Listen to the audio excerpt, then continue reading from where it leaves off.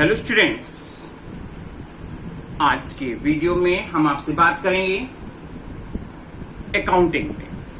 क्योंकि class 11th में जब बच्चे कॉमर्स में एडमिशन लेते हैं तो उनके लिए कॉमर्स एकदम नया सब्जेक्ट है। सबसे पहले हम आपको बताएंगे कि अकाउंटिंग सब्जेक्ट है क्या, कॉमर्स सब्जेक्ट है क्या।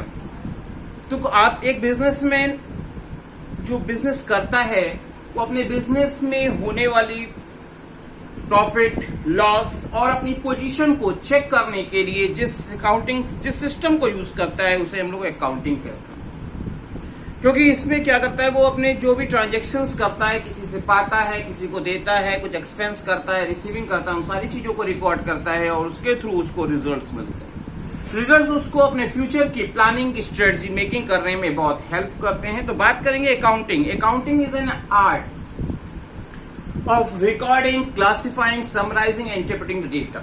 क्योंकि जो एक ट्रांजेक्शन होता है सबसे पहले हम उसको क्या करते हैं, वो रिकॉर्ड करते हैं, फिर क्लासिफाई करने का काम करते हैं, उसको अपने स्पेसिफाइड सेगमेंट में ट्रांसफर करते हैं जो लेजर पोस्टिंग का काम होता है, फिर इंटरप्रेट होता है, एनालाइजेशन होता है, फाइनल पोजीशन चेक होती है और उसके अकॉर्डिंग फ्यूचर की स्ट्रेटजी मेकिंग करने का काम होता है। इस तरह से हमारी अकाउंटिंग वर्क करती है। तो सबसे पहले मैं आपको जो बताऊंगा कि how many types of account. तो there are 3 types of account. First, personal account. Second, real account. And third is nominal account. हमारे अकाउंटिंग में हम उन्हीं ट्रांजैक्शंस को रिकॉर्ड करते हैं जिनको हम लोग मनी की वैल्यू में मेजर कर सकते हैं। और हर ट्रांजैक्शंस के 2 इफेक्ट होते हैं, उनको एक को डेबिट और एक को क्रेडिट करके हम रिकॉर्ड करते हैं। डेबिट को डीआर से इंडिकेट किया जाता है और क्रेडिट को सीआर से इंडिकेट तो करते हैं, बट क्रेडिट कहीं पे भी लिखा नहीं जाता है। अब हम आपको बताएंगे गोल्डन रूल्स के बारे में। क्योंकि अकाउंटिंग में जब आप पर्सनल अकाउंट, रियल अकाउंट और नॉमिनल अकाउंट की आइडेंटिफिकेशन को पहचान जाते हैं और उनके रूल्स को आप फॉलो करते हुए अकाउंटिंग करते हैं तो आपके लिए अकाउंटिंग आसान हो जाती है। ये फर्स्ट 3 रूल्स जो आपको बताए जा रहे हैं पर्सनल, रियल और नॉमिनल अकाउंट के, ये पूरी अकाउंटिंग का कंक्लूजन है। पूरी अकाउंटिंग इसी पे डिपेंड करती है और इसी के अकॉर्डिंग वर्क करती है। फर्स्ट तो बात करेंगे पर्सनल अकाउंट, जो कहता है कि debit the receiver and credit the giver. पाने वाले को क्या करना चाहिए, डेबिट करना चाहिए, डेबिट साइड रिकॉर्ड करना चाहिए, और जो देने वाला हो उसे हमको क्या करना चाहिए, क्रेडिट करना चाहिए। पर्सनल अकाउंट में किसी का नाम, किसी ऑर्गेनाइजेशन का नाम, किसी इंस्टीट्यूशन का नाम जो होता है वो पर्सनल अकाउंट की कैटेगरी में आता है और रिसीवर को हम डेबिट और गिवर को क्रेडिट करते हैं। रियल अकाउंट कहता है कि डेबिट व्हाट कम्स इन, जो आपके बिजनेस में आए उसको डेबिट साइड हम रिकॉर्ड करेंगे और जो आपके बिजनेस से जाएगा उसको हम क्या करेंगे, क्रेडिट साइड में रिकॉर्ड करेंगे। इसमें नॉर्मली रियल अकाउंट में हम गुड्स की बात करते हैं, मशीनरी की बात करते हैं, कैश की बात करते हैं या किसी एसेट्स की बात करते हैं। ये सारी चीजें क्या होती हैं जिसका आना और जाना हम लोग इवेलुएट कर सकते हैं, वो होती है हमारी रियल अकाउंट। थर्ड हम बात करते हैं नॉमिनल अकाउंट, जो कहता है डेबिट लॉसेज एंड एक्सपेंसेस। कोई भी लॉस या एक्सपेंस के बारे में अगर कहा गया हो तो उसको डेबिट में हम रिकॉर्ड करेंगे and credit gains and incomes जो अगर दी गई है तो उसको हमको क्रेडिट में रिकॉर्ड करना चाहिए। नॉमिनल अकाउंट में salary, rent, interest, commission, loss by fire, gain on sale of assets, ये variety of items nominal account के नेचर के होते हैं जिनको हम as per requirement, as per rule आपको डेबिट और क्रेडिट में रिकॉर्ड किया जाता है। क्योंकि एक बिजनेसमैन एक दिन भर में बहुत सारे ट्रांजैक्शंस करता है और उन ट्रांजैक्शंस को उस समय एक रफ बुक में रिकॉर्ड कर लेता है और समय मिलने पर अपनी अकाउंटिंग की शुरुआत करता है, जिसमें सबसे पहले वो क्या करता है, रिकॉर्डिंग का काम करता है, जो जर्नल एंट्रीज की बात करता है। तो हम सबसे पहले जो आपसे शुरुआत करेंगे वो करेंगे जर्नल एंट्री की। तो क्वेश्चन दिया हुआ है, हम आपको समझाएंगे कि कैसे जर्नल एंट्री पास की जाती है, कैसे। तो दिया pass the journal entry in the books of Ram and company. Ram and company की बुक्स में हमसे जर्नल एंट्री पास करने को बोला गया हो। यहाँ पे हमारे को 5 ट्रांजेक्शंस बोले गए हैं। 1 जनवरी को बोला है commenced business with cash, business पैसा लगा के स्टार्ट किया। सेकंड को बोला है सैलरी पेड, 12,000 रुपए दिए। थर्ड को बोला है इंटरेस्ट रिसीव्ड, फोर्थ को बोले हैं cash receive from Shyam, and 5th of January को बोला है अमाउंट पेड टू अतुल। क्योंकि हर ट्रांजैक्शन के दो इंपैक्ट होते हैं और उनमें एक को डेबिट और एक को क्रेडिट किया जाता है। किसी को डेबिट और किसी को क्रेडिट कैसे करेंगे, कैसे उसको हम अपने जर्नल एंट्री में रिकॉर्ड करेंगे, उसके लिए सबसे पहले हम क्या करेंगे, जर्नल एंट्री की प्रोफार्मा मेंटेन करेंगे, जो होता है डेट, पर्टिकुलर्स, जो बड़ा कॉलम होगा, चौड़ा कॉलम होगा, एकदम पतला सा पेन की चौड़ाई जैसा LF का कॉलम होगा, अमाउंट एक डेबिट का पहला होगा और दूसरा क्रेडिट का कॉलम अमाउंट का होगा, जो दोनों इक्वल साइज के कॉर्नर पे बनाए जाएंगे। और जर्नल एंट्री जब भी आप प्रोफार्मा बनाओगे तो प्रोफार्मा बनाने के ऊपर सबसे ऊपर आप लिखोगे journal entries in the books of, जिसकी भी बुक्स में आप बना रहे हो। अगर नाम नहीं पता है तो सिर्फ जर्नल एंट्रीज लिख देंगे, और अगर नाम पता है तो उसका नाम मेंशन करेंगे, जैसा कि मैंने राम एंड कंपनी लिखा हुआ है। आइए शुरुआत करते हैं। पहला ट्रांजैक्शन हमको दिया हुआ था 1 जनवरी को, मैंने डेट लिख दिया। हमसे क्वेश्चन में क्या बोला हुआ है कि business started with cash, commence business with cash. तो जब बिजनेस में बिजनेसमैन पैसा लगाता है तो उस कंडीशन में पहले इफेक्ट हम देखेंगे तो होगा क्या, बिजनेस में पैसा आएगा। और रियल अकाउंट कहता है डेबिट व्हाट कम्स इन, जो आए उसे डेबिट कर दो। तो मैं क्या करूंगा, कैश को डेबिट करूंगा। मैंने लिखा कैश अकाउंट DR। ये DR जो लिखा जाता है LF के कम कॉर्नर साइड पे, LF कॉलम जहां शुरू होता है वहीं किसी कॉर्नर से लिखेंगे, और डेट के कॉर्नर साइड से ही हमारी जो डेबिट की एंट्री होती है स्टार्ट होती है। अब हमने डेबिट पे लिख दिया तो डेबिट कॉलम में हम अमाउंट भी लिखेंगे। आगे चलेंगे, क्योंकि हर ट्रांजैक्शन के दो इफेक्ट होते हैं, एक साइड को मैंने रिकॉर्ड कर लिया है। अब प्रॉब्लम आएगी कि पैसा आया तो कहां से आया। तो नॉर्मली क्वेश्चन में हमने ये भी पढ़ा है, पर्सनल अकाउंट में पढ़ा है debit the receiver and credit the giver. But एक एक्सेप्शनल कंडीशन होती है जो हमारी पहली एंट्री में आ गई है, वो ये है कि बिजनेसमैन का नाम बिजनेस बुक की बुक्स में रिकॉर्ड नहीं किया जाता, और बिजनेस जो स्टार्ट हो रहा है वो बिजनेसमैन ने पैसा लगाया होगा, और कोई तो लगाएगा नहीं बिजनेस में पैसा।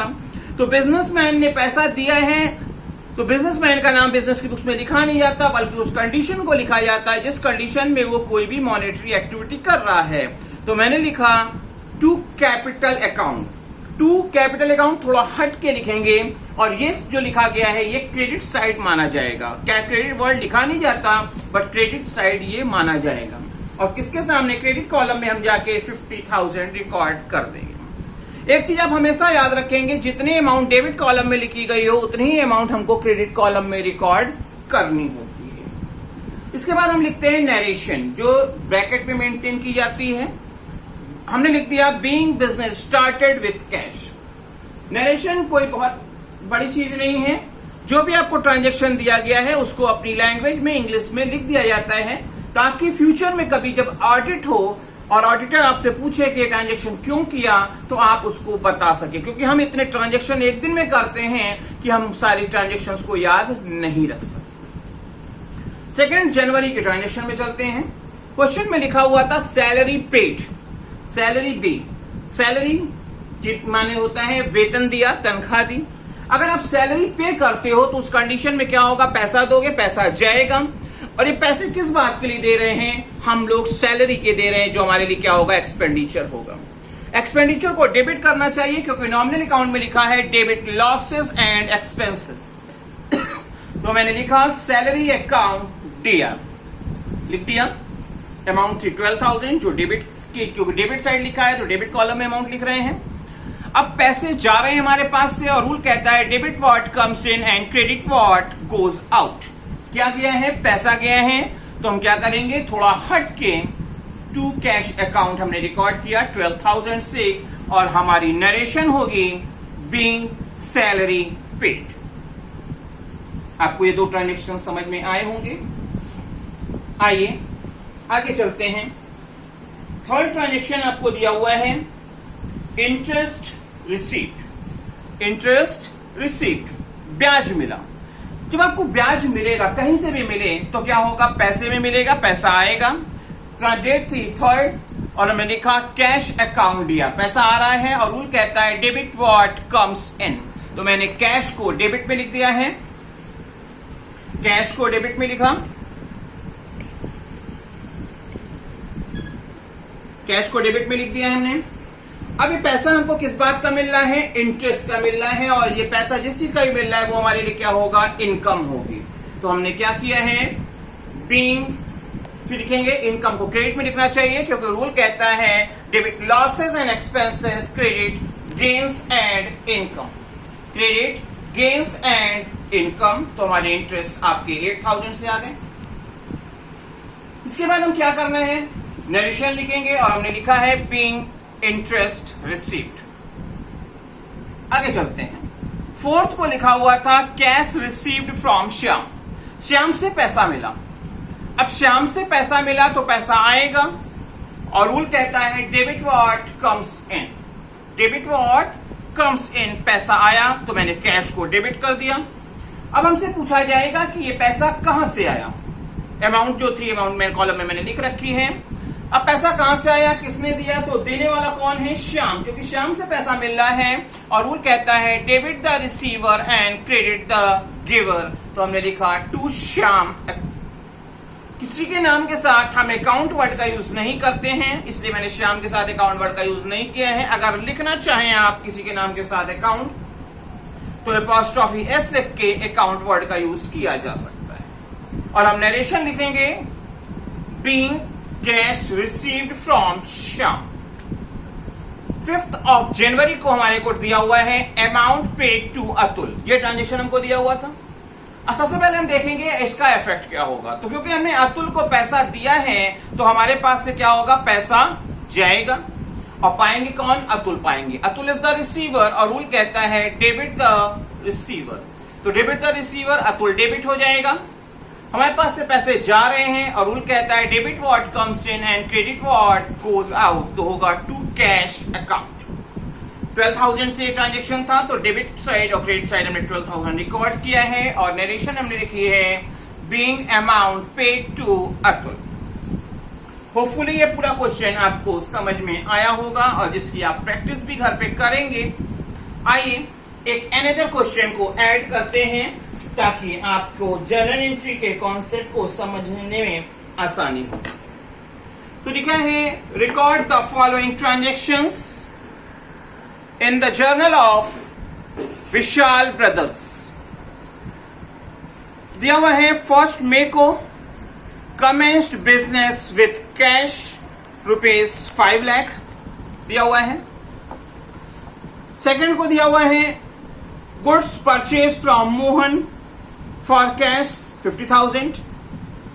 3rd को दिए हुए हैं goods purchase from Ajay 1,20,000। 4th को ट्रांजेक्शन दिया हुआ है goods return to Ajay. 8th को बोला है गुड्स सोल्ड टू राजीव 40,000। और लास्ट ट्रांजेक्शन जो 12th ऑफ मई को दिया हुआ है Rajiv return 10% of goods sold. जो गुड्स सोल्ड किए थे उसका 10% गुड्स राजीव को पसंद नहीं आया होगा, वो उन्होंने हमको रिटर्न कर दिया है। तो आइए स्टार्ट करते हैं। सबसे पहले हमको प्रोफार्मा बनाना होगा, और आपको पता है डेट, पर्टिकुलर्स, पतला सा LF का कॉलम, अमाउंट और अमाउंट। जो जनरल एंट्री लिखी जाती है वो पर्टिकुलर्स कॉलम में, और नरेशन भी उसी कॉलम में लिखा जाता है। हमने प्रोफार्मा बना लिया। सबसे पहले लिखेंगे general entries in the books of Vishal brothers, क्योंकि विशाल ब्रदर्स की बुक्स में बना रहे हैं। 1 मई को हमारा ट्रांजेक्शन था commenced business with cash. Business start किया, तो बिजनेस से पैसा आएगा, और देगा कौन? हमारे बिजनेसमैन देंगे। बिजनेसमैन का नाम बिजनेस की बुक्स में नहीं लिखा जाता, बल्कि उस सिचुएशन को लिखा जाता है जिस सिचुएशन को वो टैकल कर रहे हैं। तो उन्होंने कैपिटल के लिए पैसा दिया था, तो उसका नाम रिकॉर्ड किया जाएगा। तो हम रिकॉर्ड क्या करेंगे? सबसे पहले 1 मई हमने डेट मेंशन कर दिया, और पैसा फॉर्म में आ रहा है, तो रूल है डेबिट व्हाट कम्स इन, तो हमने कैश को डेबिट में रिकॉर्ड कर दिया है 5 लाख से। ये पैसा किसने दिया है? बिजनेसमैन ने दिया है। उसका नाम तो रिकॉर्ड कर नहीं सकते, बल्कि सिचुएशन को रिकॉर्ड करेंगे। तो ये पैसा कैपिटल के लिए दिया गया है, तो हमने यहाँ पे कैपिटल वर्ड का यूज कर दिया, और हमारी नरेशन होगी बिजनेस स्टार्टेड विथ कैश। 2 मई को चलते हैं। दिया हुआ था गुड्स कैश परचेज, हमको दिए थे। तो अगर गुड्स हम कैश परचेज करेंगे, हम नगद माल खरीदेंगे, तो उस कंडीशन में क्या होगा? गुड्स आएगा और पैसे जाएंगे, और रूल कहता है debit what comes in and credit what goes out. तो गुड्स क्योंकि परचेज होके आ रहा है इसलिए हमने परचेज को डेबिट में लिखा है और लिखा purchase account dare to cash account, क्योंकि पैसे जा रहे थे तो इसलिए हमने कैश को क्रेडिट में रिकॉर्ड किया है। और नरेशन लिखेंगे goods cash purchased. 3rd of May को हमारे को ट्रांजेक्शन दिए हुए थे कि गुड्स परचेज्ड फ्रॉम अजय। मैं आपको बता दूं कभी भी क्वेश्चन में आपको दिया हो ट्रांजैक्शन परचेज या सेल्स कहा हो, किसी का नाम कहा हो और कैश वर्ड का यूज ना हो तो वो ट्रांजैक्शन क्रेडिट होता है, उधार माना जाता है। तो आप यहां पे देख रहे हैं परचेज दिया है, अजय का नाम दिया है मगर कैश वर्ड का यूज नहीं है, तो ये ट्रांजैक्शन कैसा है, हमारा क्रेडिट है, उधार खरीदा। तो आपको इफेक्ट क्या होगा, आप उधार खरीदो या नगद खरीदो गुड्स तो आएगा ही आएगा। तो रूल है डेबिट व्हाट कम्स इन, मैंने लिखा परचेज अकाउंट डेयर, लिख लिया 1,20,000 से। अब ये क्योंकि परचेज किया है गुड्स आ रहा है, कहां से आ रहा है, देने वाला कौन है, Ajay. Ajay is the giver और रूल कहता है debit the receiver and credit the giver, तो लिख दिया टू अजय। और हम नरेशन लिख लेंगे गुड्स परचेज्ड फ्रॉम अजय। आपका क्वेश्चन अगर एक पेज से ज्यादा के पेज में जाता है तो उस कंडीशन में आप डेबिट साइड का टोटल और क्रेडिट साइड के टोटल को कैरी फॉरवर्ड करते हैं। तो आप देखें यहाँ पे 5 आपका दिया हुआ है 5,50,000 एंड 1,20,000, टोटल हो गया 6,70,000, जिसको मैंने CF लिखा हुआ है, मतलब कैरी फॉरवर्ड। जो आगे जाके नेक्स्ट पेज पे जब हम अपने क्वेश्चन को कंटिन्यू करेंगे तो सबसे ऊपर BF हो जाएगा ब्रॉड फॉरवर्ड, इसका मतलब होता है 6,70,000 के हमने डील की है। 4th of May को हमको दिया हुआ है कि अजय ने गुड्स रिटर्न किए हैं, 5,000 के गुड्स को रिटर्न कर दिया। तो अजय जब रिटर्न करेंगे तो कौन सा गुड्स रिटर्न करेंगे, जो उन्होंने हमसे खरीदा था, चलिए जिनसे हमने खरीदा था। तो हमने खरीदा था तो हमारे पास गुड्स आया था, अब हम उनको अजय को रिटर्न कर रहे हैं तो अजय को पाएंगे और हमारे पास से गुड्स जाएगा। और रूल कहता है डेबिट द रिसीवर, तो मैंने अजय को डेबिट कर दिया और टू परचेज रिटर्न को क्रेडिट करना होगा, क्योंकि रूल है debit what comes in and credit what goes out. To purchase return 5,000 से रिकॉर्ड होगा और हमारी नरेशन होगी goods return to Ajay. 8th को नेक्स्ट ट्रांजेक्शन दिया हुआ है goods sold to Rajiv. Rajiv को गुड्स सोल्ड किया है, सेल्स लिखा है, राजीव का नाम लिखा है, बट कैश वर्ड का यूज ना होने के कारण ये ट्रांजैक्शन आपका क्रेडिट माना जाएगा, उधार माना जाएगा। तो आपने उधार माल अगर राजीव को बेचा तो सबसे पहले आपको देखना होगा कि क्या इफेक्ट पड़ रहा है। तो आपके राजीव पाएंगे और आपके पास से गुड्स जाएगा, क्योंकि पैसा तो मिल नहीं रहा है। तो आप किसको दे रहे हो ये रिकॉर्ड कर लोगे ना, क्योंकि आपके राजीव पा रहे हैं और रूल कहता है डेबिट द रिसीवर, तो मैंने क्या लिखा, राजीव डेबिट लिख लिया टू सेल्स अकाउंट, क्योंकि मेरे पास से गुड्स जा रहा है और रूल कहता है debit what comes in and credit what goes out. और हमारी नरेशन हो जाएगी गुड्स सोल्ड टू राजीव। इसके बाद हमारे को क्वेश्चन में दिया हुआ है कि 10% गुड्स राजीव ने रिटर्न कर दिया। पसंद नहीं आया होगा, हो सकता है कोई डिफेक्टिव हो, डैमेज पीस रहा हो, तो उन्होंने रिटर्न किया। राजीव रिटर्न करेंगे तो राजीव देंगे और रूल कहता है debit the receiver and credit the giver, मतलब राजीव को हमको क्या करना होगा, क्रेडिट करना होगा। और उन्होंने गुड्स रिटर्न जब किया आप हमको, तो हमारे पास गुड्स आएगा। वो गुड्स कौन सा होगा, सेल किया हुआ गुड होगा जो रिटर्न होके आएगा। तो हम एंट्री में लिखेंगे सेल्स रिटर्न अकाउंट डियर, क्योंकि गुड्स आ रहा है और रूल कहता है डेबिट व्हाट कम्स इन, मैंने लिखा सेल्स रिटर्न अकाउंट डियर, लिख लिया। इसके बाद क्योंकि हर ट्रांजैक्शन के दो इफेक्ट होते हैं, एक को डेबिट और क्रेडिट करते हैं, तो मैंने सेल्स रिटर्न को क्योंकि हमने डेबिट कर लिया है, गुड्स आ रहा है, कहां से आ रहा है, कैसे आ रहा है, किसने दिया, तो हम बताएंगे कि राजीव ने दिया, राजीव इज द गिवर और रूल कहता है debit the receiver and credit the giver, तो लिखेंगे to Rajiv, Rajiv is the giver था तो मैंने उसको क्रेडिट में रिकॉर्ड कर दिया। किसी के नाम के साथ अकाउंट वर्ड का यूज नहीं करना चाहिए, अगर करना है तो अपॉस्ट्रोफी एस लिख के हम उसके साथ अकाउंट का यूज कर सकते हैं। और हम नरेशन सबसे लास्ट में लिखेंगे goods returned by Rajiv, goods returned by Rajiv. Narration की कोई प्रॉब्लम नहीं है, नरेशन आप अपनी लैंग्वेज में लिख सकते हो, जैसा भी क्वेश्चन में दिया गया हो उसको इंग्लिश में अपनी लैंग्वेज में कन्वर्ट करके लिखना होगा। होपफुली आपको ये दोनों क्वेश्चन अच्छे से समझ में आया होगा और आप इसकी ज्यादा से ज्यादा प्रैक्टिस करने की कोशिश करेंगे।